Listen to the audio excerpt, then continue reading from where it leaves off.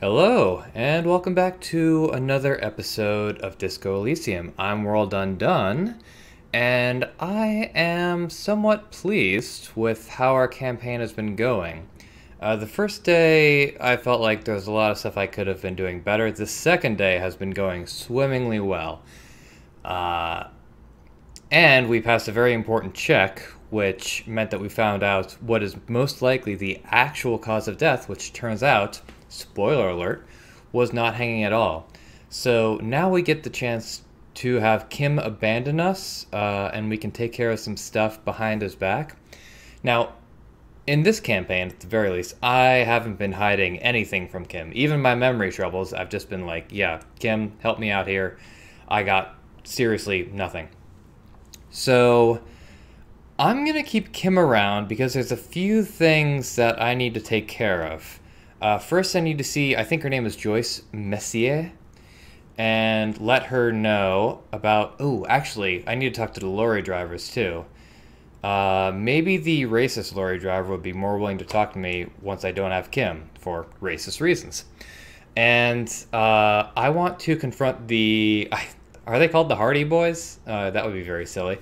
But whatever, the gang of 7 that confessed to the lynching, and let them know, hey guys, I know what the deal is. You aren't murderers. You're actually covering up for someone. And Kim, I need to have Kim as a backup for that particular conversation because it's not going to be a fun conversation either way. So, yeah. Right now, I'm just going to be doing some stuff. We're not getting rid of Kim yet. Not until we really have to. So it's 2 p.m. right now. And what should we do first? I think we should talk to the lorry drivers. Faster, please. Still here. Stuck in this damn jam, my man. What's up? You seem like a man who knows about drugs. Ah, man. Me and narcotics go way back. Had some good times surfing the psychic waves of my own consciousness, you know? Preach it. But those days are behind me. There are other addictions in my life now. Why the inquiry, my man? Do you finance those other addictions with drug trafficking? Hey, man, that's serious criminal talk. Are you trying to pull some sort of an entrapment thing on me? Entrapment is a practice whereby an officer of the law induces a person to commit a criminal offense that the person would have otherwise been unlikely to commit, usually through some trickery, persuasion, or fraud. What? Of course not. Then what's your deal here? So much for subtlety. Better get straight to the point. Let me be straight with you. I'm trying to figure out who's smuggling drugs out of Terminal B. We have a credible lead, sir. Someone on this roundabout is waiting for a bulk shipment from the harbor to load it on their lorry and drive it to Jamrock. Not me, man. No way. I don't need any trouble. Shit's bad enough anyway. This jam's got folks up in arms, and I'm afraid it's headed toward a conflagration. Wait, then why are you still hanging around? Gotta guard the stuff.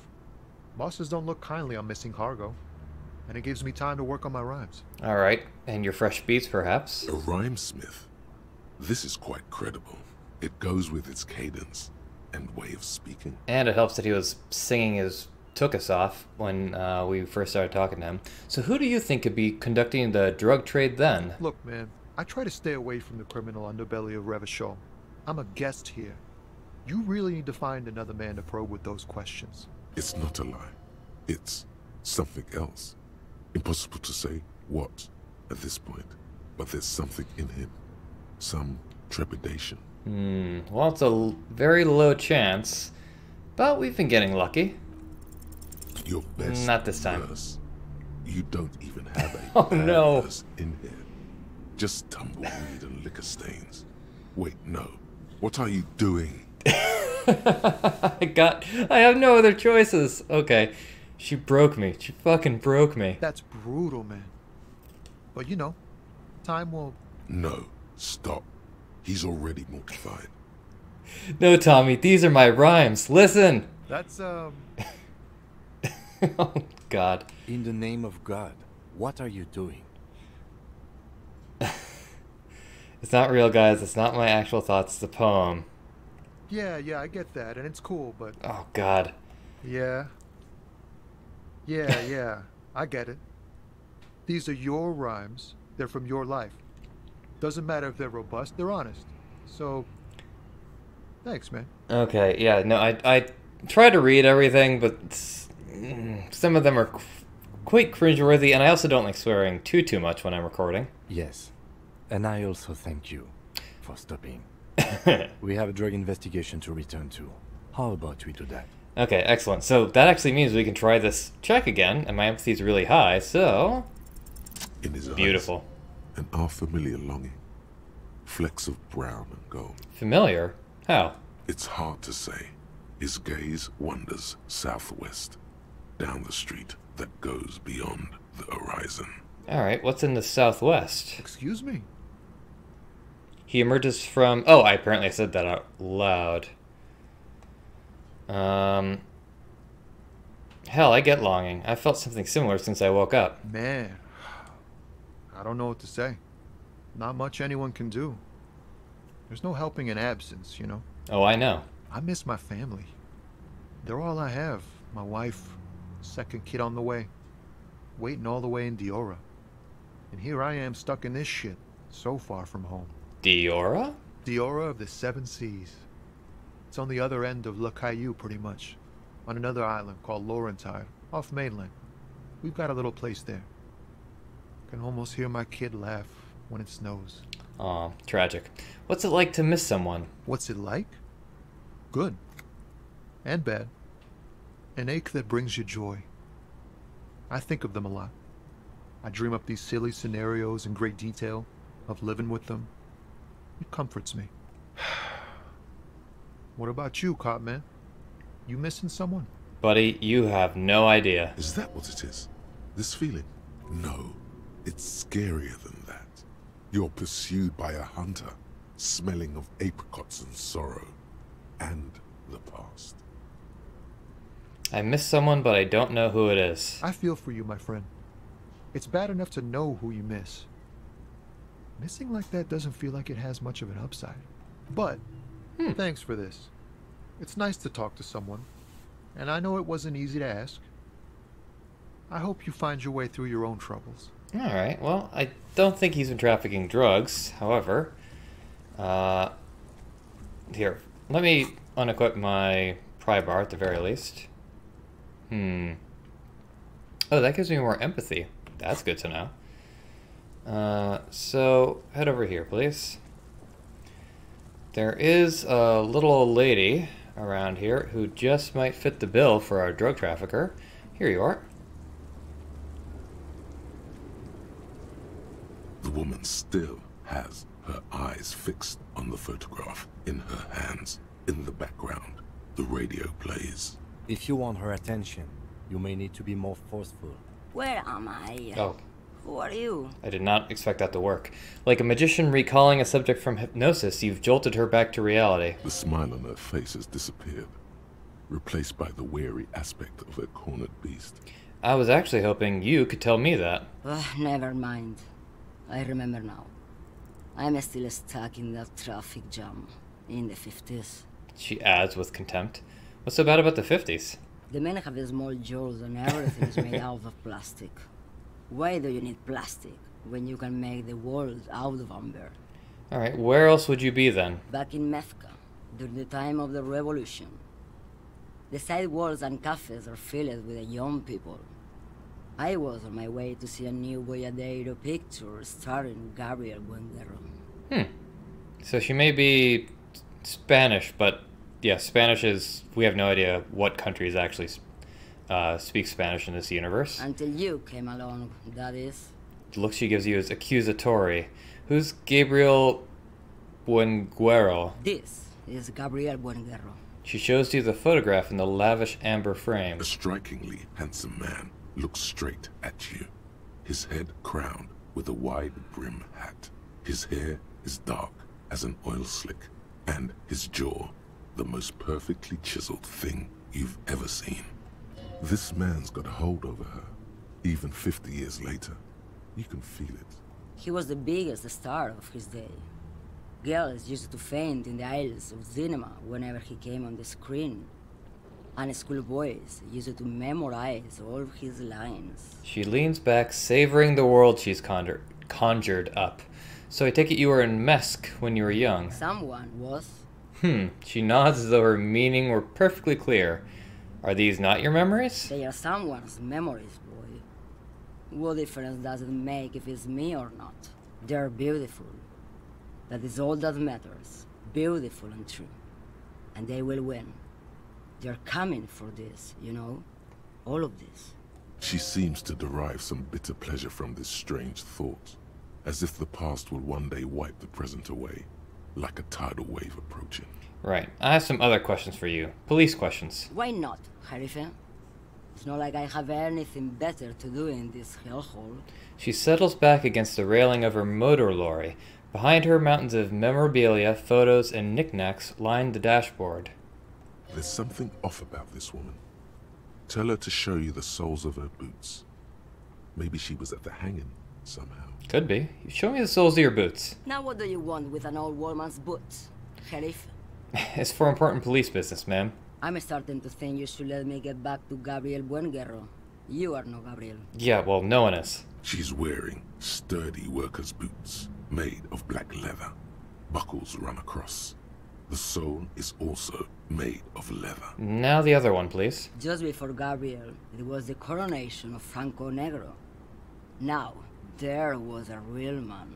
There is no aberration in the pattern that you can see. She puts her foot down. Moreover, the boots were size 37. Tiny. There are too many discrepancies in all this. Okay. Another discrepancy, although not boot-related, is the coronation of His Innocence, Franco Negro, which happened 500 years ago. Wait, what do you mean it was the coronation of Franco Negro? It was. And then it was no more. And I was no longer holding my father's hand. He was no longer descending the stairs in Ryle. The crowd had gone silent. Perhaps it was another Herife who came and woke me up, looking at my boots, asking questions. Or perhaps it was one of the others in this carnival. I don't remember. As she says carnival, she gestures to the empty square with the statue and the machines. Yeah, I'm not sure I'm getting a lot out of this conversation. She is not Oddsole. These are not the boots that made the prints. I could have told you that from just looking at them. The size is 37. Yeah, well, might as well check every avenue, right? The feet of a little girl. They fit well on the pedals. So what are you hauling? Diamonds. Oh, yeah? Of course not. But wouldn't it be marvelous if I was? Okay, so let me ask you again. Whatever stupid things they put in the lorry, I imagine. So you don't know what you're hauling in your own lorry? I quit concerning myself with that a long time ago. Besides, I don't drive the lorry for the cargo, if you know what I mean. What if the cargo's contraband? Then it's contraband, lawman. What? Do you want to take an old woman in? Be my guest. Lock me away like bad hand Hermenegildo. Hermenegildo. Bad hand. Hermenegildos' bad hand strangled 300 people. What can I say? Some people just really like strangling people. I still don't understand this whole boyaderos thing. Of course not. To truly understand the boyadero, you need to listen to on the Western Plain. A boyadero, boya for short, is a cowherder from upstream Magritte, the great steppes of northern Mesk. People like Mañana at the gates have turned it into an ideology of sorts. Okay, what's that? It's an old ballad about a young girl who falls in love with a daring boyadero. He promises to marry her as soon as he returns from the Western Plain. And they live happily ever after? Don't be stupid. The boyadero returns from the Western Plain a changed man, one night.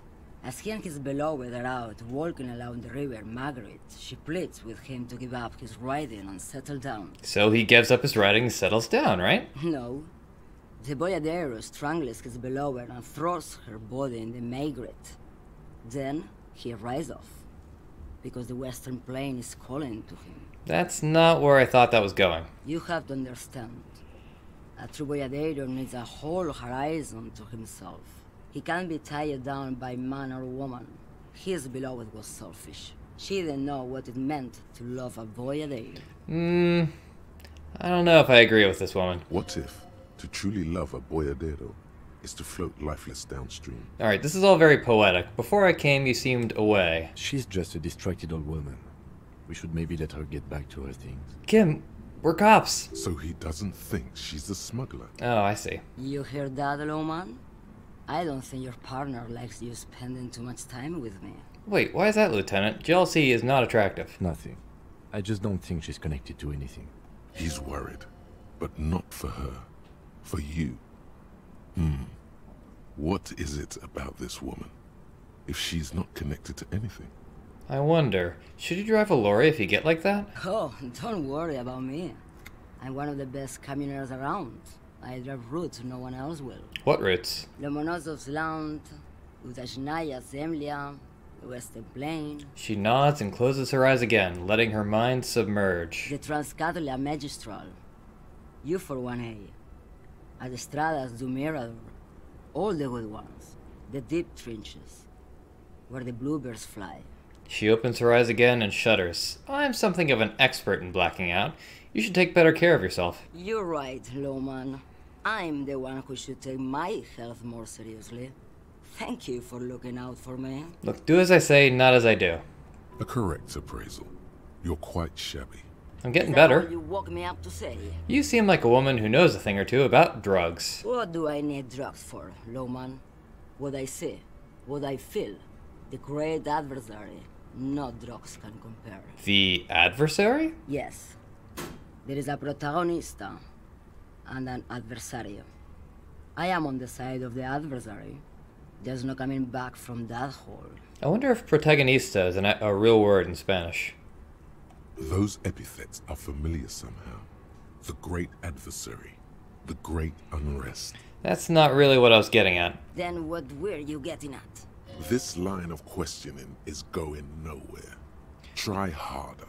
What is it that you're hauling exactly? You're man, Lowman. What of it? Okay, let me put this another way. Are you smuggling drugs through Terminal B? Maybe. Probably not. Makes no difference to me either way. You said earlier you don't know what cargo you're hauling. Could it be drugs? Just this month, I made half a dozen trips from Saramiris to Grad, on the U41A. What do you think they take from Saramiris to Grad, Lowman? I don't know. That's why I'm asking you. It's diamonds, Lowman, obviously. If you had to guess, who do you think is smuggling drugs around here? Easy. It's the skinny man who thinks he's a poet. Never trust a poet. Also, he's the only one I can see from here. Gotcha. So the only one you can see, which is why you suspect him. Also, not trusting poets is generally speaking a good idea. That's correct. There is no visibility of any of the others. I didn't ask you about diamonds, did I? I don't care about that. Diamonds are good for you, Lowman. You should try them sometime. Make yourself pretty like Eva de Zoras. Okay, so if you're not involved with the drug trafficking, then why are you still waiting here? Where do you want me to go? This isn't so bad. I can listen to music, or the seagulls. Look at all the colors and the futures of this world. It's a good palate cleanser, this jamboree. Or I can just relax and let my mind carry me back where it will, to the Great Plains. I think we're done here, no? He closes his notebook to stress it. Alright. Yes, go. Enough jamboree. I need to get back to Mesky. Yeah, we all need to get back to people and places and things. Oh. Okay, yeah, that's a pretty good idea. So, what else is there? Anything? Cafeteria window. Oh yeah, maybe we can retry that now that we know.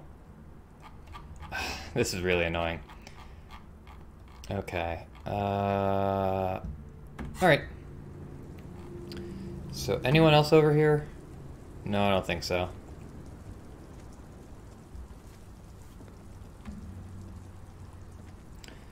Did everything I already could with that monument over there. I'm pretty sure I... Hello? Did everything I could with the poet. So, the only other lorry driver I'm aware of is the racist. Who I might as well, chat with. Looking for something, Hunt? Come to tell me to fuck off again? Maybe. You're the lorry man, right? What's your stance on drugs? Drugs? They're shit, man. I don't let anything pollute my body.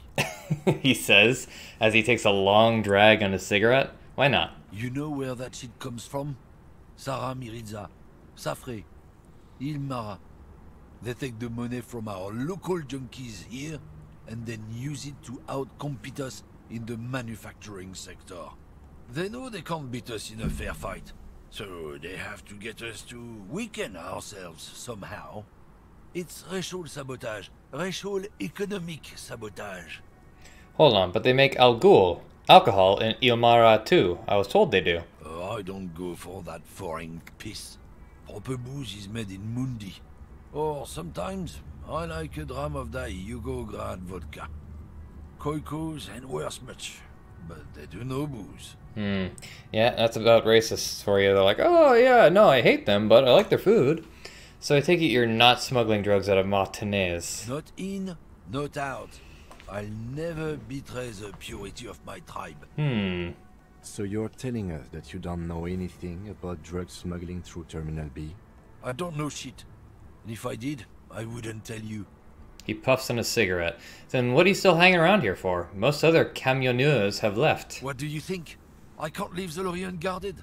Stuff's been getting looted lately. It's those little kips sneaking around at night. If they touch my stuff, the bosses will be on my ass like ass cancer. There was a bunch of spilled boxes in the back of a big lorry nearby. There was? I did see one lorry with the trailer doors open on my way here. Do you know what happened? Yeah, I knew that guy. He was an honest driver who loved this country.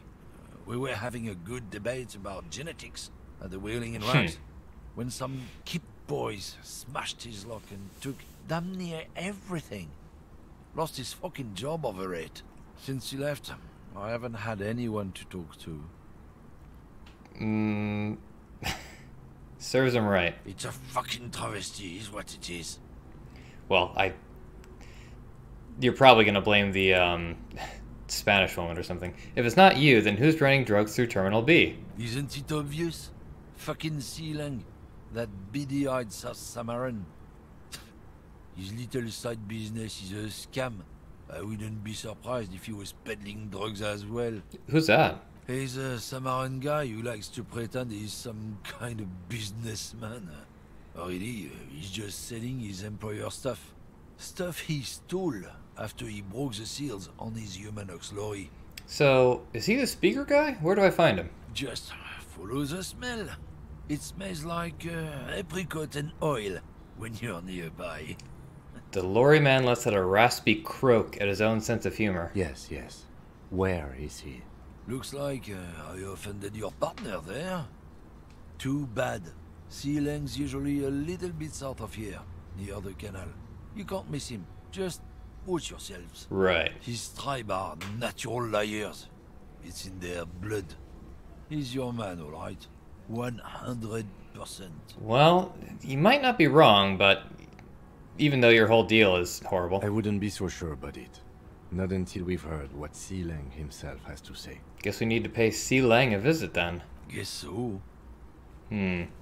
Well, he's successfully sicked the cops on this immigrant. That's unfortunate.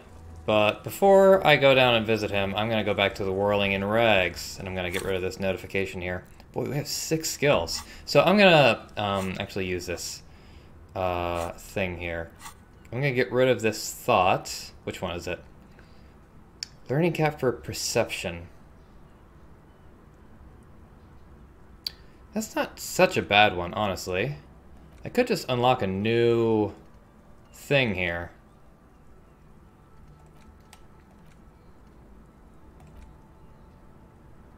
Yeah, sure, I'll unlock it.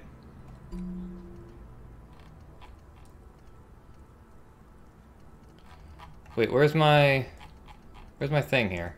Kingdom of Conscious, White Morning, and the 15th Indo tribe. Man, there's a lot of stuff here, I forgot. White Morning.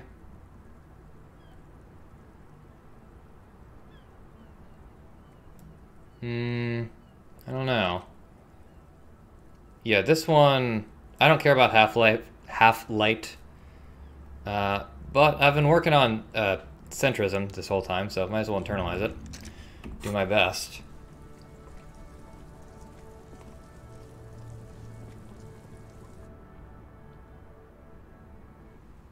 Okay, these guys are still here. I've got nothing to say to you. Why are you wasting your time? Are you Lizzie Beaufort? I suggest not wasting time on trivial pleasantries and focusing on why you are actually here. Titus Hardy. Yeah, just as I thought she is. She points to the tall man by the table. Even though she has excellent control over herself, something moved behind her eyes. In the way she stands. In her face. You caught her off guard. Push her some more. Easy Leo told me about you. He likes to talk a lot. You are not here to chat up the legal counsel. You are here to question these men. What the heck is this Jedi mind trick? You set the pace and the topic of these conversations here. Establish that. He said Mr. Evrart sent you to law school. I represent the Union and these men here. Don't make this personal. I feel like you were already making this personal. A very minor victory. I suggest not. Even though you caught her off guard. You are not. You set the pace and the topic of these. I represent the Union. A very minor victory. Well, I'm gonna try it one more time. I said. Even though you caught her off guard. You are not. You set the pace and the topic. I am a legal. A very minor. I said. Even Alright. though you caught her off. You are not. You set the pace and the topic. He said no such thing. This isn't about me. Whoa, that was different. He said you're Mr. Evrart's du sucre death machine. Uh-huh. Calm down, everyone. Let's stay professional. Dirty tactics, officer. Yeah, well, this is what I studied law for. Hate to break it to you, man. Okay, so I can retry that check, but maybe after I talk to this guy. Let's see. Behind the dock workers, a ceiling height window. Not time yet. Still. Looks like the circus left town, but the clowns are still here. Titus does not look particularly happy to see you.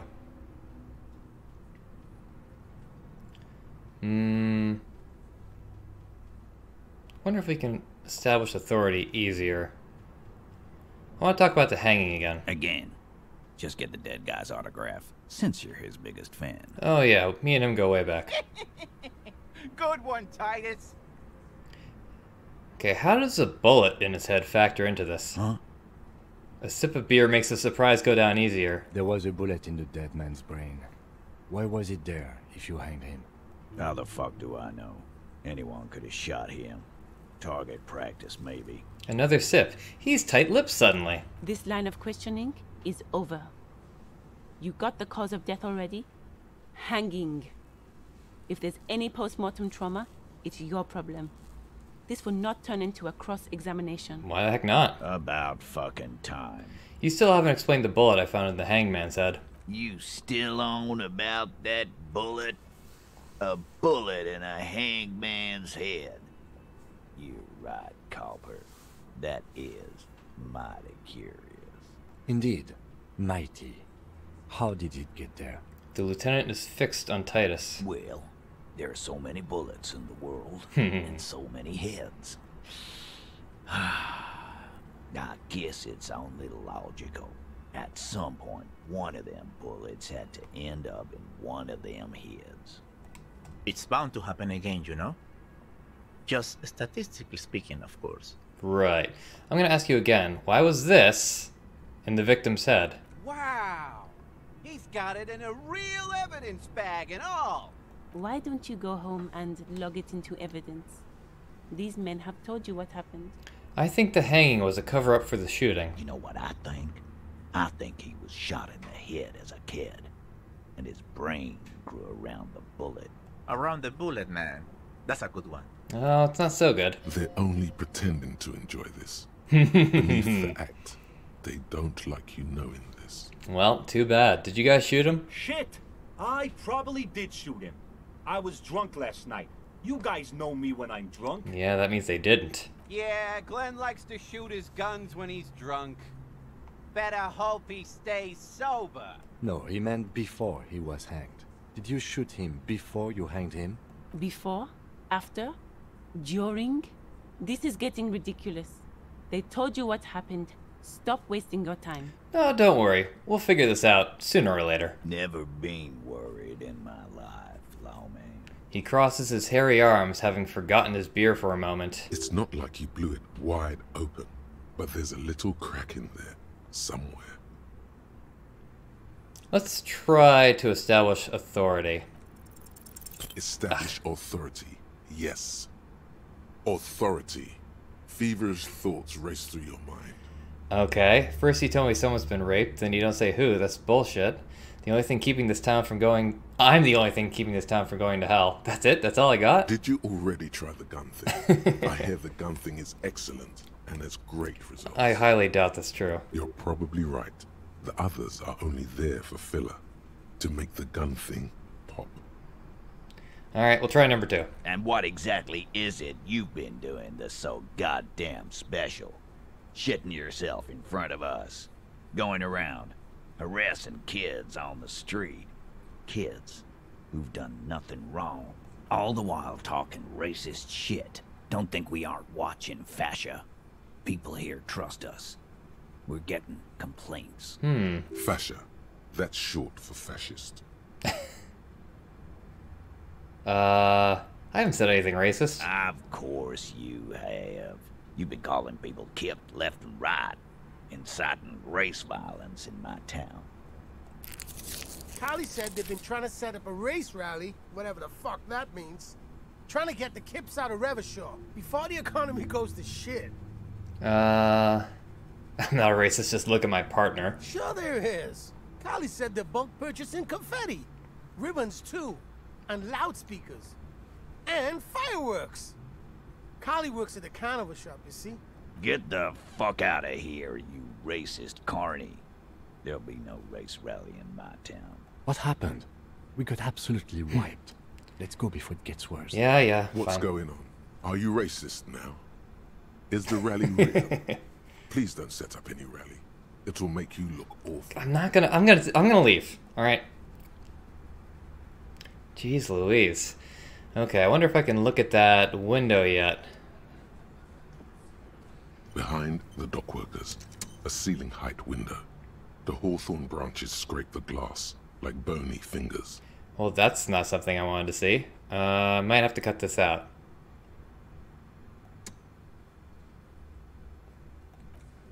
Nope, I won't. Oh yeah, there's Monica again. Weren't we supposed to talk to the cook? I recall that we were. Because of the goulash or something? Let's save. Since apparently we're encountering... Ooh, also, money. Money is a bit of a problem here. The man ponders his cooking utensils and gives you a little nod, acknowledging your presence. Do you know what's behind that door? He looks up at you, then looks away quickly, shrugging and muttering something to himself. Shrugging is an international sign for, no, I don't know what's behind that door. Thank you, Composure. Leo said you're friends with Mañana. Is that true? The mention of Mañana gets his attention. He smiles and delivers a whole slew of unfamiliar words and lively gestures. Then he falls silent again. Be nice to get a translator in here. They're friends. Cool. What's in that borscht you're making? The man says a couple of sentences in that strange language of his, and then seems to wait for you to speak. Sorry, I don't understand you. Just one word. Sounds quizzical. Then he awaits your answer, with his brow arched. Yes. Borscht need more vodka? Okay, so it's vodka that keeps the men happy and in good spirits. Oh god. Clever move by the Union. I see. Okay, so they keep the Union men drunk with their borscht. Vodka borscht! I love it, Bratan! Turn it the fuck up and then ask for some yourself. Jacksepticeye, I'm kind of in the middle of something. Turning it up seems like a dangerous idea, honestly. The place is a powder keg. I'll leave the cooking to you. I have business. The cook gives you a long, inspecting look, then shrugs too, and seems to wait for you to speak. I don't think I need anything else. Stay masculine. Well, that was less enlightening than I had hoped. Yeah, I don't seem to remember there being anything with those two. So let's check our journal. Right, so that is tomorrow. That's also tomorrow. Gloves. That's later. Right, we're still working on that. Oh, the chimney. That's right. Yeah, we'll talk to the supposed con artist first. Wait, who are you? Have you no shame? Whining about your back every time you bring out the measuring tape. René, you're a man with a fork in a world of soup. Please, let's just try to enjoy the game, alright? Life is soup, I am fork. I'm trying to, but you keep breaking my concentration. You're old. I can see that. We're both old. Now stop grabbing your ass like it's a girl. These manly men are playing balls. This is a ball game. Grab a ball and play it. Don't ask questions. Shoot first.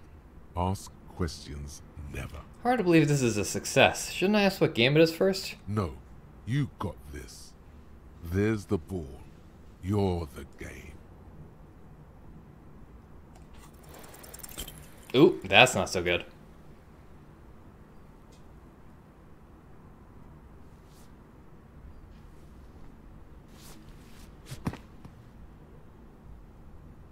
This felt wrong.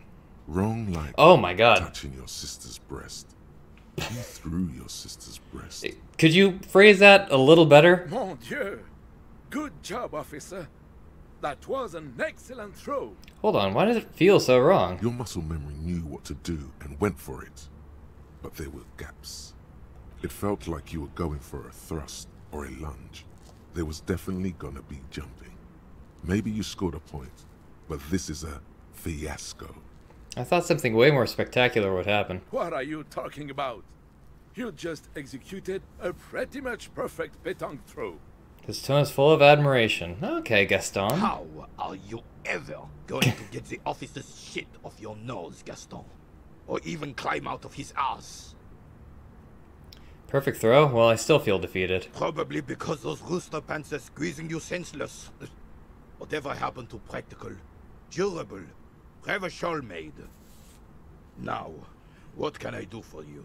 Yes, officer. What do we need from this gentleman? Oh! He had the guard booth. Alright, I'll talk to these guys later. I don't need anything from them right now. I will check this out, because I'll get 1 XP from it.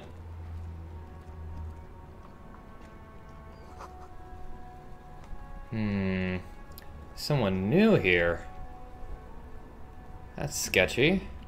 Well, whatever. Let's walk, because I really want to figure out what's going on with this drug smuggling thing. And I get the feeling you are the person he was talking about. You see a Samaran Yep, street that's him. vendor surrounded by a motley assemblage of goods. When he realizes you're looking at him, his face breaks into a wide, welcoming grin. The name Sileng is embroidered over his breast pocket. Happy shopping, officer. Everything's cool here. He gives you a thumbs up. What's so cool? Everything's cool. The goods are cool, the customers are cool, the place is cool. And one more thing, officer, you're very cool. I like this guy. He calls me Bang, cool. bang, bang, bang. He makes oh god, he makes both hands into finger pistols and fires a few finger bullets into the air. Whether I'm cool is unimportant. I have police questions for you. You're right, officer. 100%. No playing around then. Strictly business. Maybe I can interest you in some premium menswear instead. Where are you from, Sileng? Me? It's a boring story, officer. Who cares about the past? I'm all business now. All Revachol. This man probably comes from Seaguy, sometimes known as the Apricot Suzerainty, an archipelago in the Samaran Isola. You're from the Apricot Suzerainty, right? See, guy, apricot suzerainty. It's all the same to me. It's all cool. I'm interested in sales. Go ahead, let's make one. Super high quality, friendly prices. So, Sileng, what's your stance on drugs? Drugs? I don't go in for that, officer. Drugs ruin lives. Unless you're into drugs, of course. In which case, Drugs are excellent. Mwah! Tasty, tasty drugs. We're looking for a lorry driver who's transporting drugs out of the harbor. He or she is in this traffic jam. That's so cool. You investigating the local drug trade like some cool narc? But I am not a lorry driver. I am just a street vendor. I don't know anything about that. But you are a lorry man. Another driver has identified you and your lorry. Who said that? It's the fat racist, right? I bet it's him. He has an agenda against me because I'm an immigrant who works harder than he does. He's a hater. Well, you make some fair points here. So you admit you're a lorry driver? No, I just said I work harder and he's an asshole. I'm okay. Maybe I'm a lorry driver too. A little. But that's not the most important thing about me. That's my day job. This is my dream. So you were embarrassed to tell me? No, I just forgot. It's such a small part of my life. It's in the rear view mirror now. I'm climbing out of that hole with ingenuity. Stop squirming. What do you know about the drug operation at the harbor? Nothing. I told you. I'm not a dumb guy. I don't get involved with that crowd. And what crowd is that? Crowd. You know, the drug crowd. He doesn't want to talk about them. He's afraid. Who are you afraid of, Sealang? Look. There's bad people doing bad things here. That's all I know. Please don't get me into this mess. I've spent 15 years working my way up. We're buddies, Sealang. Help us out. No one will know it was you. It's a she, okay? Ooh. The other drivers call her the lady driver. You're better off staying away from her. The way they talk about her, she's no lady. Who are these other drivers who talk? All of them. I don't know. I told you all I know. Are we cool now? I really want us to be cool now. Who exactly is talking about this lady driver of yours? The racist or the other one with the tattoos? The other racist. All of them. Even the ones who've left. I don't hang out with them. I don't remember who has tattoos. Is the lady driver the old woman back there? Dazed out, strange? I don't know. Maybe. If she is, I haven't gone near her. I don't get involved. I told you.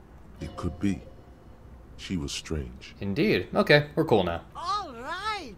I scored. Let's cap this off with a purchase. You can walk away from here with funky sunglasses, detectives. Both of you. You deserve it. Let's try to get some money out of this guy. Start Whoa! Then work your way up from there. This is about business, remember.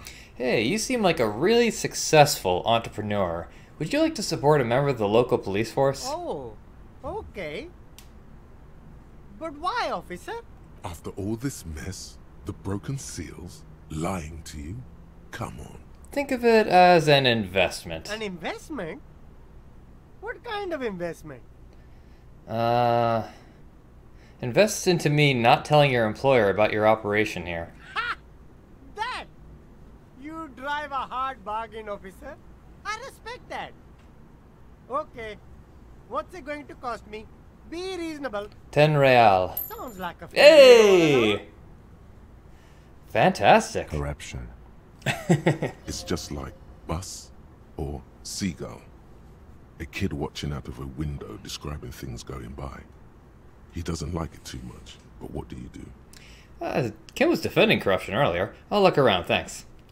Alright, so we've made enough money to survive another day at the Whirling in Rags. So that's handy at the very least. Oh, there's these. I forget what that whole deal is. But anyway, we've got a lead, and I think the journal is going to tell us to talk to the lady driver, whoever she is.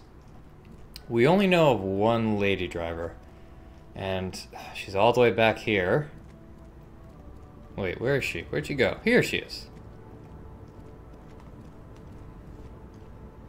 The woman is still hunched over the railing, her head swaying to the music, her eyes looking at nothing in particular. Let me see if this is bad for the recording. Huh? What is it? What do you want? Alright, are you the lady driver? Did you just call me a lady, Sheriff? Yes? She clearly doesn't think she's a lady. Don't repeat it. Gotcha. I was told of a woman driver. You're the only woman here. I'm not that either, Sheriff. I've gone too far from it all to remember what was between my legs. It doesn't work like that on the long haul. You'd be surprised. See, you're not the driver everyone is terrified of. I'm only terrifying to small children and to those who used to know me.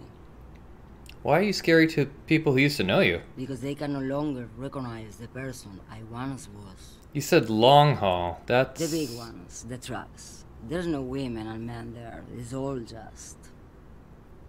Okay, she's not actually humming. She hums along as if to a track on repeat. In the middle of this town, there's a ghostly motorway. It takes all the people where they want to stay.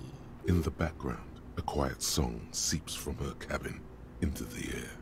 You don't hear any vocals. Then who is the female driver I was told of? How should I know? Do I look like I spend a lot of time with the other commoners sniffing around when I have my movies to go to? Alright, that's all I needed to know. Thanks. Oh, Sim. The woman stares at you, her mind elsewhere now on other matters. So who's this lady driver then?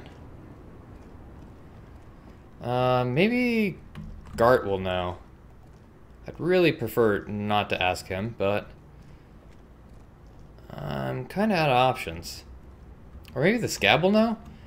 Not a lot of great options here, but I'd rather investigate this before going back and talking to Joyce. Then there's you. Later. Later.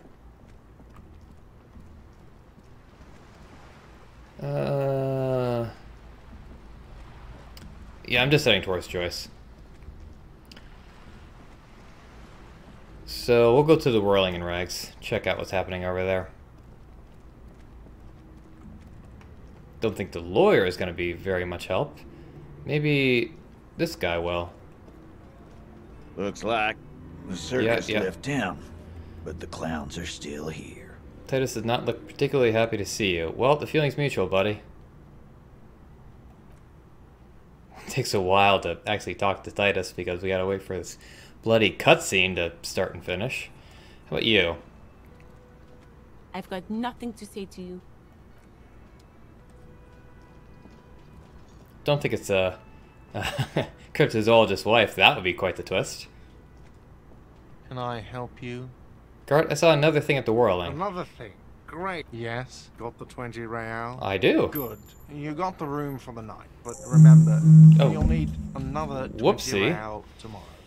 Sorry, I should have put my phone in my pocket there. I'm sure that wasn't exactly an attractive sound. Okay. Sweet. I got a little experience out of that. Not bad. Oh, there was also the woman from Oranje, like Klaj. It's possible that she's a lorry driver. In fact, it's so possible that I feel a need to attempt to talk to her again.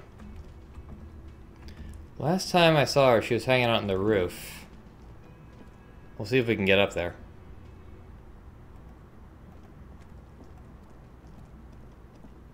Right, we could do something here. The door is closed. Still nothing. The lieutenant gives you a quick glance. He doesn't like where this is going. Alright. Whatever. Wonder if I can try this check again. You're back before... I don't know if succeeding in that check is actually going to open the door, but stranger things have happened.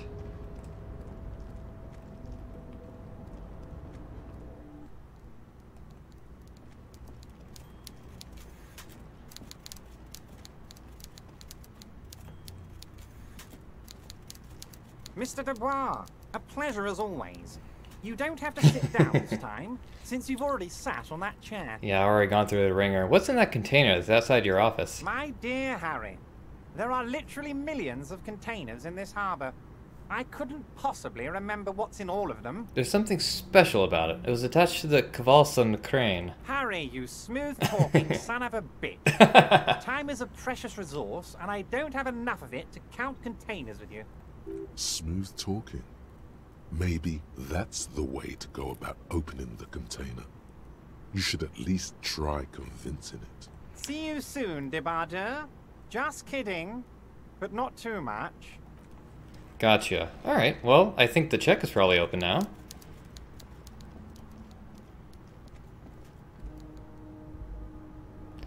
How about the Irishman? Oh, hey, mister. I need no trouble at all, mister. No.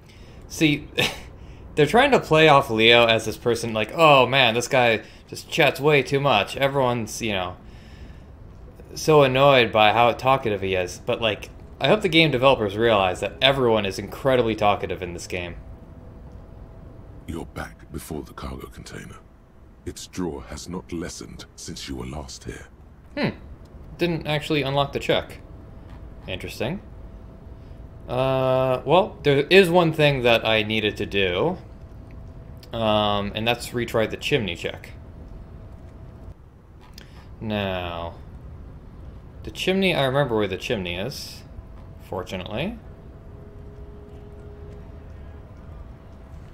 Hang on, my phone is blowing up like now. I hope that there hasn't been the nukes going off. No, it's just cat pictures.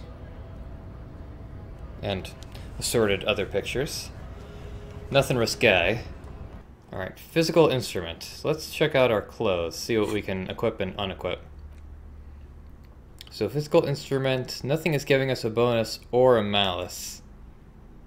At least not right now. But if I put on the tank top, it would improve things. And that's pretty much everything.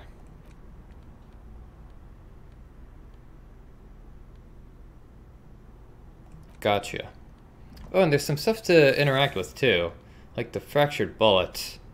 Anyway, doesn't matter. We gotta check out this chimney. In fact, I'm gonna quick save. A thick layer of coal dust covers the furnace, coloring it pitch black. Alright, I'm gonna heal up my morale first.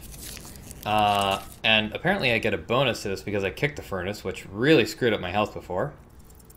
Something nice. Breaks loose in you. A mighty bellow echoes throughout the chimney's depths. The chatter of tiny voices above suddenly cease.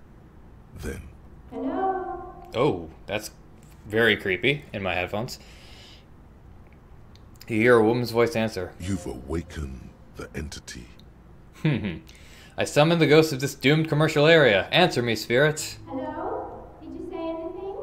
I can't hear you. Please come upstairs. There's a safety curtain on the second floor. I'll open it. Thank you. You hear a low rumble upstairs. The sound of a curtain being pulled aside. After you, officer. Okay. Upstairs, huh? Well, that should work. No, not Chem. Why did the 41st send me? Fantastic question. Oh, right. This is somewhat important. Flashlight. So, safety curtains. Somewhere. Oh, hello. I don't remember this being a thing. Okay, let's pick up some free experience. Shoes in a puddle of melting snow. What's here? Another postcard. Oh, okay, it's just a doorway. Oh, that was creepy. This tray full of dice. Colorful polyhedral dice. Hundreds of them. The candy dispenser has been repurposed to contain thousands of dice. Alright, Cam. This is going to be your wheelhouse here. You're a nerd. And yeah. Hello. I'm Nia. A bird-like woman sits on a throne of tools with emerald light shining through her hair. Did you try knocking on my window? I must have missed you. I've been listening to my Melius. She taps on her headphones. So what kind of die are you looking for? Could this be the malicious entity? Perhaps it's wise to go along with this masquerade for now. She's got a direct view to the backyard. You should interrogate her about the lynching. Hold on, what do you mean by milieus? Yes, a milieu is like a call-in station. Oh. You need a two-way radio to access one. That's why I have these. She pats the headphones on the table. Mostly, they just teach you to swear in different languages. But some of the stations can be quite interesting. I was so absorbed, I must have missed you knocking. Why are you asking... you must have me confused with someone else. I haven't knocked on your window. Then how did you get inside? By the south entrance? You know what? It doesn't even matter. What matters is that you're finally here. Let's talk dice. Did you have something specific in mind? Alright, all business all the time. I like it. Why are you asking me about dice? I'm a novelty dice maker. Tell me the name of your role-playing system and I'll make the die you need. That's why you're here, yes? Role-playing games? You know the one made by Fortress Accident. Does that count? Sure, I like role-playing games and I need some dice. Very good. My rate is 10 rel per set. Unless you want something really unusual. Take a look around and see if there's any particular stone you want to use. Huh, the walls around her are covered with rows of precious stones and minerals. I know some people that would really appreciate this shop. This person means you, or no one else. Absolutely no harm. Excellent. She will answer freely and honestly. Cool. How did you become a dice maker? How did I become one? It was a business decision. I was a regular jeweler at first, but that's an unfocused field with too much competition. Some of my friends were role players. They asked me to make some polyhedral dice out of cobalt. That was my first order. I grew it from there. Do you like role-playing games yourself? Not especially. I like working with rare materials and a steady pay. And role players as customers? They're nice people. So if you've talked to anybody who's ever worked in a game shop before, this is just an absolute lie. Well, some of them are nice people, but like... just there's a minority of them that are just such awful people that it sours the rest of the experience for you. She's thankful for the security they provide her. Yeah, everyone likes steady pay. I don't have the money for dice. What do you know about the man who's lynched behind the whirling in rags? Nothing really. I didn't know him. Who cares about the dead body? We might be dealing with a malignant entity here. The lieutenant looks at his notebook. Then the woman under the large window. Your window looks directly onto the courtyard. You're saying you didn't see or hear anything unusual last Sunday evening? I'm sorry, detective, but as you know, I usually have my headphones on when I'm working. It shuts out most of the daily ruckus behind my window. What do you mean by the daily ruckus? Well, there's always something going on in the whirling's backyard. Can you try to think of an example that doesn't involve me? During daytime, there are usually those kids. And lately, I've been seeing a lot of drunk workers hanging about. Must be because of the strike. Okay, thank you. She's not sorry to disappoint you. Informing on someone in a murder investigation would intrude upon her focused existence. But I never saw anyone during that fateful Sunday night, I'm afraid. And you never took your eyes off the work? Or eyes off... No, that was correct. I would have worded this differently. And you never took your eyes off the work to look out the window? I might have, but in this case, all I would have seen is my own reflection staring back from the darkness. That's a fair point. It's really hard to make anything out in the yard when it's dark outside. Besides, I rarely get up to look out the window when I'm in the zone. Ah, get in the zone. Do you often work Sunday nights? It's an odd profession, making dice for people, but I like it. And I prefer doing this to sitting at home. So why ever head home? I see. Thank you for your answers. She nods. Anything else, officer? Hey, where are we anyway? What is this place? We're inside the chimney of an old central furnace. It's strange, I know. She looks at the ruddy bricks that make up the walls. Even though they've been repainted, there are still signs of coal-black soot here and there. But when I arrived here, all the other rooms were taken, so I had to build myself a makeshift home. Besides, I don't really have to pay any rent here, so that's a plus. Yeah, workspace with no rent. Plaisance was right. There's an entity living in the chimney. You should ask her about the curse. Okay. Creative. The lieutenant looks around the spacious room, its ceiling fading in the shadow above. Can I not just leave you two to nerd out together? I've heard this place is cursed. Did you know that people call it the doomed commercial area? I've heard the stories, but I don't think those stories are true. Wait, how do you explain what happened to all those companies then? It's just capitalism. We only hear about tales of success, so it's often surprising to realize how many ventures actually fail. Fair enough. Plaisance is the one who sent me. She's convinced that the place is swarming with malicious energies. Plaisance, the bookshop lady? Oh, you know her? I've heard that her business is doing rather well. Have the energies spared her somehow? Actually, the bookstore isn't doing that well. There are hardly any customers, and she has to exploit her own daughter to keep the company going. Oh, right. But it's not just the bookstore that's still up and running. What about the whirling in racks? Some people say it's part of the building complex. Hold on, the whirling is part of the doomed commercial area? You could say so. Both houses were built at the same time and under the east of the Commerce Central project. Okay, I like this option. No, the whirling isn't doing well either. Its waitress just took off and customers are having trouble paying the bills. Which customers? And then there is me. She sighs, looking at her messy work table. All kinds of tools lie there scattered, from knives to carving files to wire cutters. I've been here for 14 years, selling novelty dice to role-playing enthusiasts. Not exactly a million-real business idea, yet somehow I've survived despite the talk of malicious energies. Strange, isn't it? Plaisance thinks it's because you're the source of it, a malignant entity. Malignant entity? What does that even mean? Some kind of sorceress? What about you, officer? Do you think I'm the malignant entity? Time has come to face the source. Fear not, for the forces of the universe are supporting you in this psychic quest. Honestly, I'm still not sure. This world is a puzzling place. Is it now? I've always thought it's a rather mundane and boring place with no supernatural surprises in sight. Well, if you ever find a way to explain all those inconsistencies in the curse, let me know. She turns back to her work. Plaisance is not going to like what you have to tell her.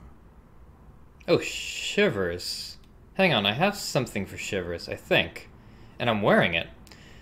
Do you know what happened to the other tenants? Everyone else is gone. More or less. Are you interested in anyone specific? There used to be a hair salon here, right? Yes, I think it was called Androgynous Orlando or something similar. They weren't a big hit around here. Turns out that working class men don't like genderless haircuts. They're scared of that word. What's wrong with a bit of experimenting? The customers should have been more open-minded. Right, Kim? I guess it just wasn't the time yet. She tucks a strand of hair under the headscarf. What happened to the gym? It wasn't merely a gym, it was Artemitep's boxing club. A community project created to steer at-risk youth away from drugs and crime. Sorry, I read ahead to option 2. And who is Artemitep? A kind man from Zemsk. I heard he had some trouble with the law when he was younger, and that's why he wanted to start the gym, as his way of giving back. Maybe that's what Kuno needs, a community-centric boxing club. Kuno? Who's Kuno? He's a little ginger gremlin who likes to defile dead bodies. Oh yes, you mean the kid with the sailor's mouth.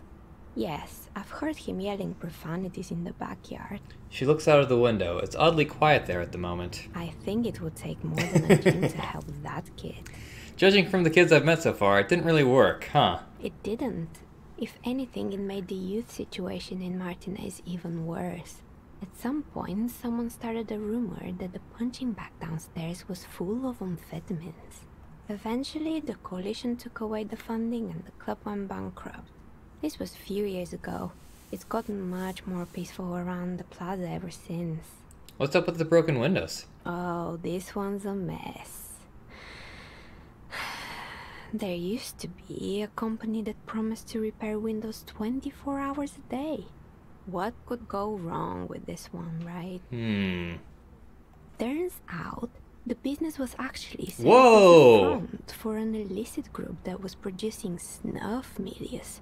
Who would have guessed? That was a lot more intense than I was expecting. What's the snuff milia? And they never cleaned up How's the it a success? either.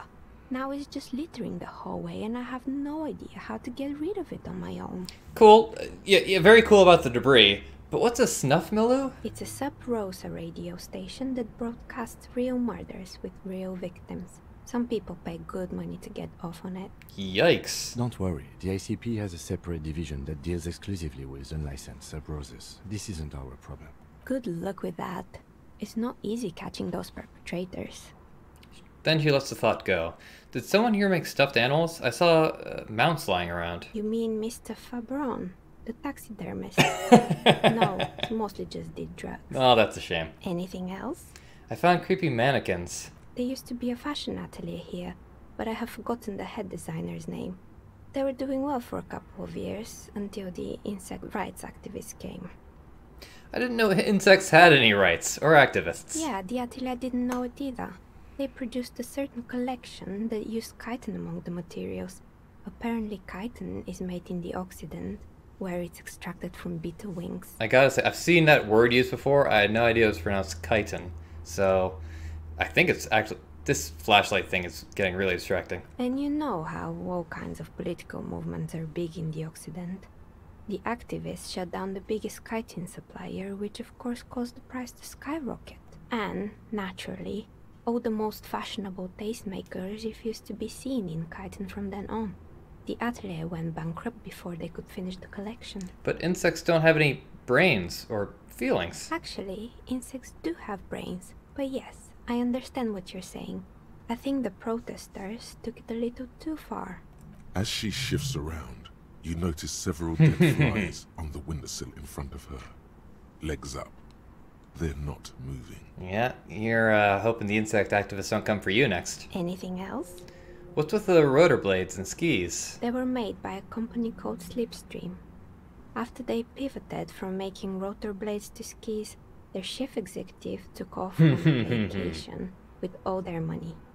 She rests her chin on her hand with an impish smile. Honestly, I think it's quite funny. I think he's still sending out holiday transmissions from Tulula or Tiumotiri or Hashtkor or wherever he is. Interesting. What do these transmissions say? The usual, I imagine. That he's been thinking of all kinds of new business plans and can't wait to get started on them just as soon as he returns. Her smile widens before she sees the lieutenant's face behind you. Men like that are a curse. Ooh. Kim doesn't like that at all. The lieutenant is stern. Sure, but Slipstream is history now. All their remaining assets got seized by the bailiffs in 47. I have no idea why those skis and blades are still lying around in the house. Not much use now, I guess. So, this might get me the password. I found a strange machine. Fortress Accident, the radio game studio. She closes her eyes as some remnant of a memory lights up her face. She liked them. Yeah. They were an interesting bunch. We talked about role-playing systems every now and then. Once, I even saw two of them get into fisticuffs over Wirral. Who would win, Superman or Goku? They certainly took their work very seriously, even if they seemed to be chronically liberal with their schedules. What do you mean, liberal? The usual. They ran out of money and couldn't get the project done on time. What went wrong? Well, I did hear them talking at times. She looks at the hallway as if she can still hear them chit-chat behind her curtains on a cigarette break. They seemed to believe they were historical individuals on some grand quest. From what I've seen so far, the project did look quite impressive. Yes, but when the money started to run out, they just began to complain a lot about capitalism. You know, how the markets are rigged to keep out new businesses and so on. In the end, they just didn't get it done. They didn't have enough willpower to produce something truly historic, and to show up to work on time. She's right. Showing up to work on time is important. That's too bad. I would have supported them. The project looked great. Not the wisest decision. You would have lost all your savings. Fair enough. She tosses a pair of dice on the table. One of them stops near the edge of the metallic desk. The result is 1 on a 20-sided die. What, you can just roll nat ones whenever you want? The dice is black and filled with little silvery flakes, like snowfall. Cool. Anything else? There was a terrifying I was hoping for a password. There was a terrifying taxidermied bear in the cellar. Oh boy, the fabled Revachol ICT. You're in for a treat here. Oh boy, alright, everyone get ready. She smiles and leans closer, hands on her knees, like a stand-up comedian ready to tell a story. The place was owned by two guys who had some rather innovative ideas about marketing. The bear was one of them. Now ask me about their other ideas. Alright, what about the other ideas? There was really just one. And it involved picking out the prettiest girls in the neighborhood and paying them 20 cents per hour to man the booth. And by man the booth, I mean slump behind the counter with a face that could maim you if you ever dared to disturb their bored magazine browsing. She leans back disapproving. I wonder if that's what the woman who worked at Fritte was doing before she started working at Fritte. Sounds like she really didn't like those girls. Ooh, someone's a little catty. Fritte does the same thing. Yeah, I was just... I know a girl just like that. Hey, so okay, my memory works pretty well. She works in Fritte as a cashier and she's not particularly friendly. Employing silky teenage girls is a widespread practice, yes. Unfortunately, they always come in packs. I'm talking about acne-ridden girlfriends and gorilla-like boyfriends loitering near the shop. At least that's what happened with Ravachol ICT. Why doesn't she like these people? And they already had the bear. She closes her eyes as if remembering something painful. What about the bear? The bear. She repeats, pressing her thumbs into her temples like trying to suppress a headache. It didn't work out? Of course not. The bear was terrifying. No one wants ice cream guarded by a hostile apex predator. To make matters worse, the fridge didn't work too well either, and half the ice cream came out malformed and partially melted. Eventually, Ravachol ICT lost the price war to its rival, Glacé 5000. Glacé 5000 sold caramel sundaes for only 5 cents a piece, out of regular fridges. The bear was scary. Every time I saw that bear, I felt scared, like it could become alive at any moment now. The taxidermist who made it said it was his vision beast. He said he met his vision beast while high on desiccants. He called it Megatherion. Megatherion? Megatherion. A mega wild beast. What's a mega wild beast? It's an imaginary beast that guides you through life by telling you to do more drugs, mostly. I think I've had a Megatherion. The horrific necktie tightens around your neck, strangely excited. But it doesn't feel particularly fun this time around. Sorry, I gotta pick this option. Not now, you beast! What? Do you ever feel like your vision beast is trying to blackmail the fun out of you? No, officer. I don't have a vision beast. Normal people don't have vision beasts. Only drug-addled madmen like the taxidermists do. What about horrific neckties? Do normal people have horrific neckties? Neckties? I guess they do sometimes, officer. But I don't understand how it's relevant to our discussion. Anyway, now you know the story of the fallen ice cream empire. She seems almost sad finishing the story. Some dust beams swirl in the afternoon air. Her eyes follow it idly. Anything else? Another failed business, perhaps? I've been here for a long time. Now this one's mysterious. I found the building's intercom, but it's not working. Oh, right. I hope you didn't try to ring me. I think none of those doorbells work, including mine. I'm still in the middle of connecting the wires. Sorry about the confusion. The doorbell with the empty name card must belong to her then. So you're telling me that the doorbell with the empty name card was yours? That's right. I haven't even written my name there. As I said, it's quite useless right now. It doesn't work yet. I was wondering about the Whirling in Rags. Is it part of the same building complex? You could say so. Both houses were built at the same time and under the East Delta Commerce Center project. That explains why you can call the whirling from the intercom. Albeit, I doubt that anyone responds. You're right about that. If the whirling is part of the same building, then it's part of the Dune commercial area. The darkness of this place is there, too. I saw a name East Delta Pinball on the doorbell. Right. It used to be a gaming arcade. This is an ancient failure, before my time. I'm not surprised, however. My advice? Don't base your business on a fad. Hypnotism, floriography, trick-track, especially pinball. Trick-track? Agreed. Pinball is the worst. More strong opinions from Kim. His disdain for pinball could not be clearer. Why do you hate pinball? Pinball's fun. Okay, so this is the one I'm really curious about. A strange thing happened when I tried calling a company named Slipstream SCA. Someone answered. It can't be true. They don't work here anymore. They've been gone for years. Are you sure it was Slipstream SCA? Was it a woman? Maybe it was Plaisance from the bookstore. First, it wasn't Plaisance. I know her and would have recognized her voice. Oh, right. But did this person say anything? She still sounds skeptical. She said she was from Tricentennial Electrics. Tricentennial Electrics? There's a moment before she recognizes the name. It used to be a major electric company 100 years ago. Are you sure it wasn't just some kids playing a prank on you? That's creepy. No, it was something else. It was eerie. No, it was something else. Something eerie. Pranks can be eerie. She looks as if she's still convinced there's nothing to be worried about. Oh, the kids these days. We were just one of them, and now they're terrorizing us. No solidarity. Solidarity. I have a few more questions about the building. Sure, I'm listening. Wait, do I? I'm pretty sure. Sure, I'm listening. Other questions. I hope it clarified things a bit. What else? Let's leave. What's up? Oh yeah, this. Kingdom of Conscience. The Kingdom of Conscience will be exactly as it is now.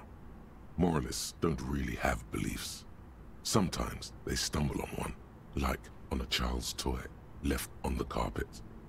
The toy must be put away immediately, and the child reprimanded.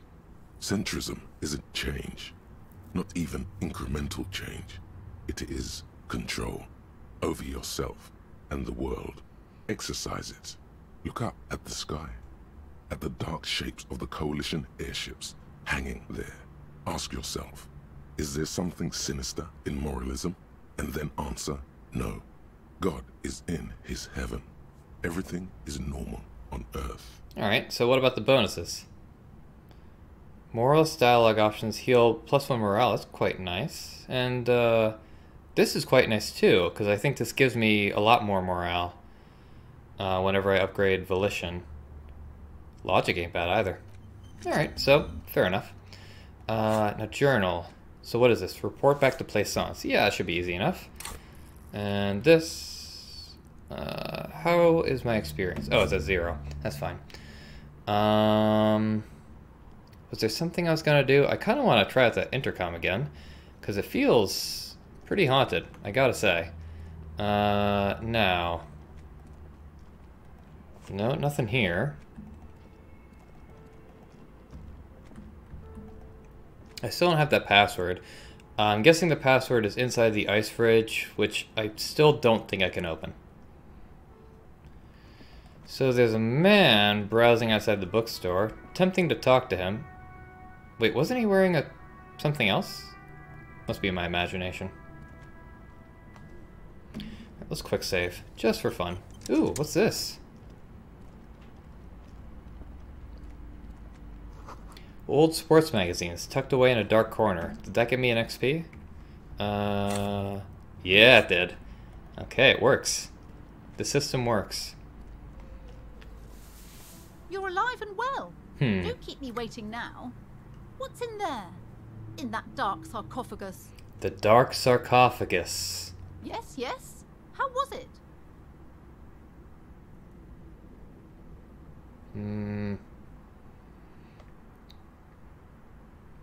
What do I do? Honestly, a dump. Nothing to see there, just heaps of garbage. So much let the sunshine in. But what else did you find? Did anything survive? No, of course not. Have you located the entity? I talked to the entity you told me about. Her name is Neha, and she's a novelty dice maker. A novelty dice maker? Well, spit it out. Why does she need the dice? For some kind of sorcery? Sometimes they use the ankle bones of sheep. No, ma'am. I have felt her aura. She is not the one to blame for this curse. I don't understand. If it's not her, then where is the source of the doom? How did she explain the curse? She looks perplexed. Just don't say you don't have any answer yet.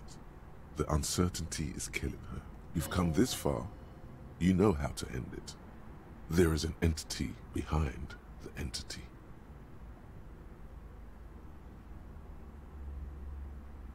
There is another entity, more malignant, pulling the strings in Martinez. Perhaps in my travels I will cross paths with it. A third Third Order presence, yes. She lets go of the pendant. A great dark relief Excellent. washes over her. I've heard of these triactors. In certain occult literature, that's too dark to dwell on for too long, and definitely not in the presence of my daughter. She gestures for you to be silent. I understand everything. Nice! Thank you for your descending into the maelstrom. I will keep fort up here, strengthen the wards, do my best. And if you happen upon the third entity in your travels, may the Lord be with you. She performs an X-shaped cross on her chest. Is Christianity a thing here? Well, this has been absolutely educational. If we happen on the third presence in our travels, we will certainly come back to tell you. Boy, he is not having it. Yes. The venture continues. In other waters. Darker waters. Should we get out of here? Before the vortex collapses? Farewell for now, book peddler. Excellent. So, one more thing to cross off the list. I only have a few minutes left in this playthrough. Let's talk with Annette. Hi, Ace Detective. Are you here for more books? Oh, we really cannot talk to her. Interesting. Oh, you know what we should probably do is put on a real shirt. Now I'm thinking about it. Nope, just put it on. Thank you. Oh, and sorry, while we're here, we can get rid of this bloody flashlight. So, what are we going to do for the last few minutes of this episode? What is going to be fast on this, of the jam mystery? We don't know anything about that. We can't do that yet. We have no leads in the badge. This may take a while. Oh, right. There was this. We don't have enough info on the drug trafficking yet. The victim's tattoos. I haven't met anyone who I could ask about the tattoos for. Who made the call reporting the crime? Yeah, this may take some time. Oh, there is something I can do. Sing karaoke. But we need to wash off the apartment door. Wait, we already looked into this.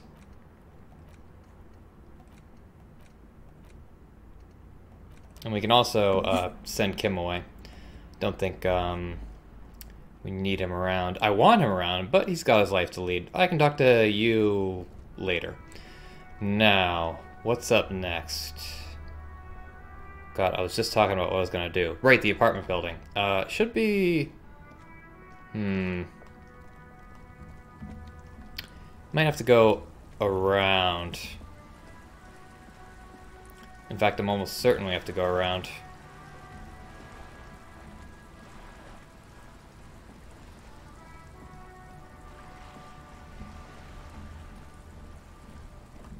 Oh, there's this. Just an ordinary wall. No. Nothing to see here. Still locked. Can I go up here? Hey, what's that noise down there? I couldn't tell you, man. A balcony with a view to the yard and the hanging.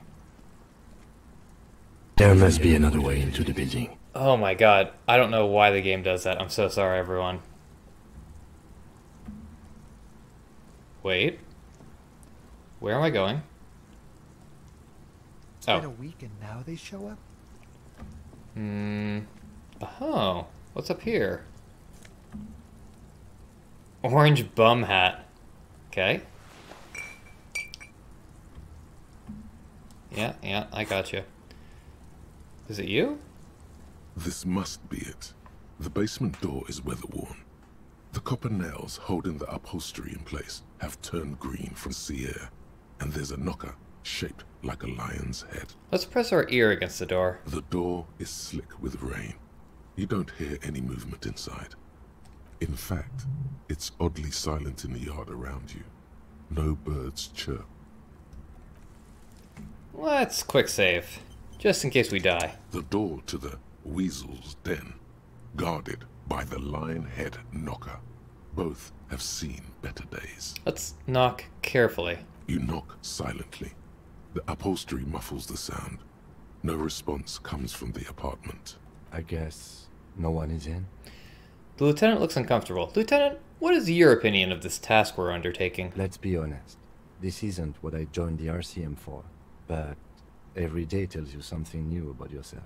The lieutenant replies, still inspecting the padded door. Apparently, working with the local union boss to get info on an investigation is not something I'm squeamish about. So, you don't mind if I unlock the door? I mind that the local thug is using the RCM for his busy work. But if this gets us to the bottom of this hanging, then I'm willing to look over it. Fair enough. On the other hand, we could just leave and tell Evrard we opened the door. No one seems to be tailing us to see if we actually did it. Lie to Evrard? That's also an option? Yes. Presenting a fabrication is known to get results here and there. You took this task. You make the call. The door is right here. You can just open it and be done with this. Besides, if you never open it, you're never gonna find out what's behind the door. I've been wanting to unlock the door. Let's just do it. You try to be as silent as you can. It takes a bit of rattling of the handle to loosen the bolt. Finally, the door unlocks with a small clack. Thoughts race through your head. Only curiosity could account for stepping over that threshold. Maybe there's treasure in there. A white alligator.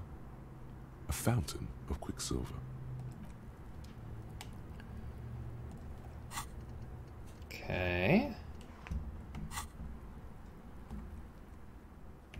I already quick saved. Let's head inside. Anyone here?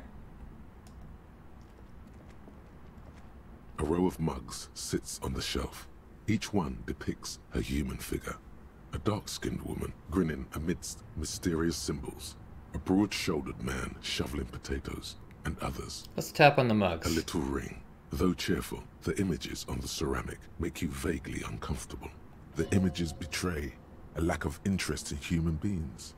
They are merely unflattering caricatures. What do I mean uncomfortable? The owner of these mugs doesn't like people of other ethnicities very much. Typical asshole. This person is unhappy. The lieutenant picks up one of the mugs, then puts it back down with a look of disdain. I'm beginning to feel better about breaking into this man's apartment. Oh, hey, we have our Yellow Man mug. Yes, your broken mug friend would feel very much at home here. The same humor, the same mocking lines. There's the missing tin soldier. Whoever lives here might have used the Whirling's container to dump his trash. And now they've drawn the ire of the Union. The plot thickens, as they say. An interesting little clue. Let's see where this goes. Clues have a way of magically connecting to other clues down the road. Perhaps you should break into apartments more often. Do you really think it's the same person who put the dead man's clothes in the trash? Who knows? I'm not expecting too much from this clothes in the trash lead either way. It might turn out to be some random local matter, but still, a nice coincidence. Very true. Alright, so there's a few things we can do here. Let's check this out.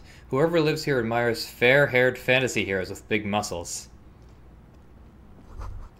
You can almost feel the warmth of the red sun on the flag. This is the flag of Revachol, the suzerainty.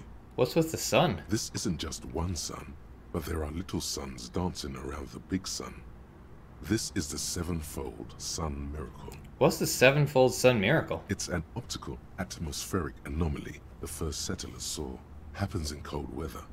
6 small suns around the big one. This complex halo phenomena is how old Revachol got its flag. It is but one of the many strange optic atmospheric phenomena of this wondrous archipelago. You're sure you once saw sundogs in your youth, and blue flares. Lieutenant, the old flag of the suzerain. Mm-hmm. The tenant is an old-fashioned guy. Right. Let's not bow to the flag. The flag doesn't seem to mind. It's just a colorful fabric with a sun sewn onto it. Like all feudal flags, it looks like a children's drawing.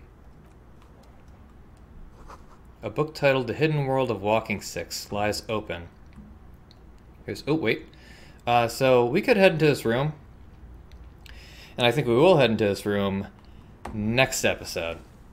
So we've gotten a fair bit done here. We're kind of working through our tasks, getting lots of experience. I might spend another skill point, maybe to unlock a thought, or to get rid of a thought. Haven't really decided yet.